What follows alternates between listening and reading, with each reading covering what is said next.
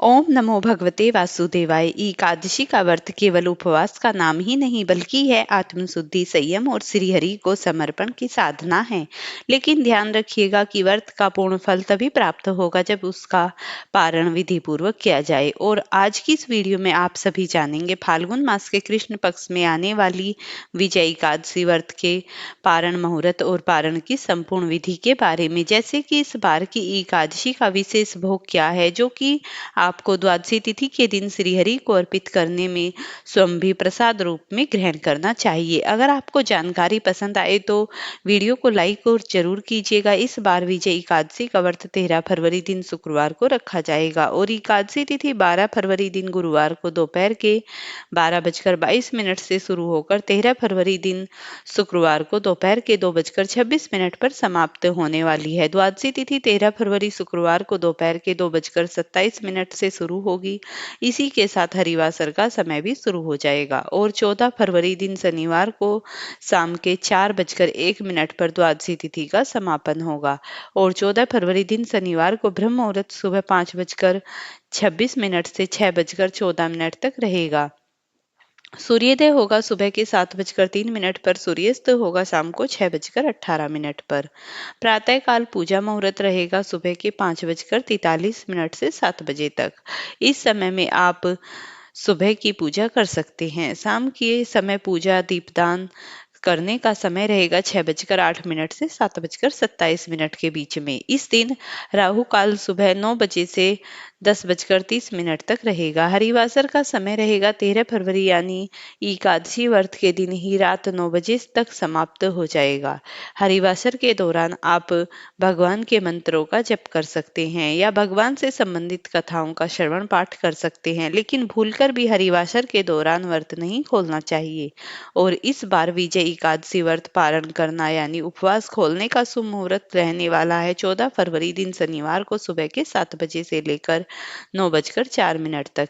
इसी शुभ मुहूर्त में आपको अपना उपवास खोलना होगा। व्रत खोलने से पहले आपने अपने अर्पित पुण्य को भगवान के चरणों में समर्पित करना चाहिए। प्रातः काल जल्दी उठकर स्नान करना चाहिए और स्नान आदि से निवृत्त होने के बाद हाथ जोड़कर भगवान के सम्मुख यह भाव रखें कि हे श्रीमन नारायण, आपकी कृपा से आज मैंने विजय एकादशी का पावन व्रत पूर्ण किया। इस व्रत के प्राप्त समस्त पुण्यों से मैं आपके चरण कमलों में समर्पित करती हूँ।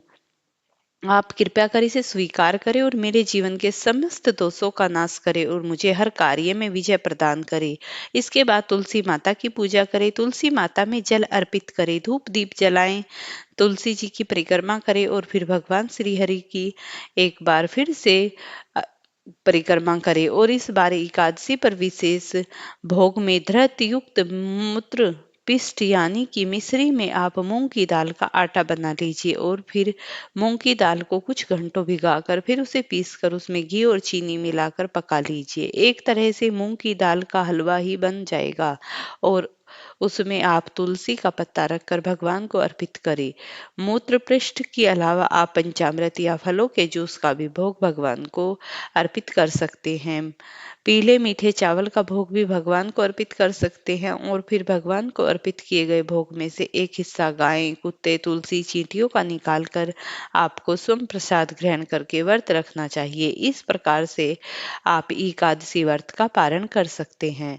सबसे अंत में हाथ जोड़कर सच्चे मन से क्षमा याचना जरूर कर ले, ताकि व्रत में या पूजा पाठ के दौरान भगवान को अर्पित किए गए भोग में कुछ कमी रह गई हो या कोई गलती हो गई हो या दोष लग गया हो, तो इससे जो भी श्रद्धा से विजय एकादशी का पालन करता है उसके जीवन की हर पराजय भी हरि स्वयं विजय में बदल देते हैं। ध्यान रखिएगा, द्वादशी तिथि के दिन किया गया भोजन शुद्ध और सात्विक होना चाहिए। यदि आपका द्वादशी तिथि को कोई अन्य उपवास नहीं है तो आप सात्विक भोजन भी दिन में 2 बार कर सकते हैं।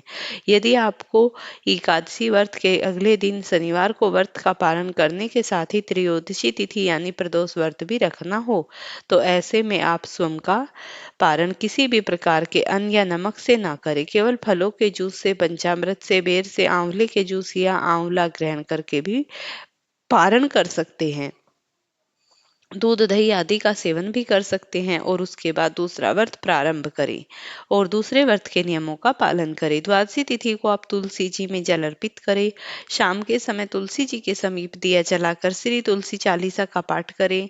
एकादशी व्रत पारना करते समय जिस प्रकार से हम एकादशी के दिन व्रतों कथा सुनते हैं, उसी प्रकार पारण की कथा भी सुननी चाहिए। और अगर आपको ये जानकारी पसंद आई हो तो इसे लाइक और शेयर करें। चैनल पर नए हैं तो चैनल को सब्सक्राइब करें।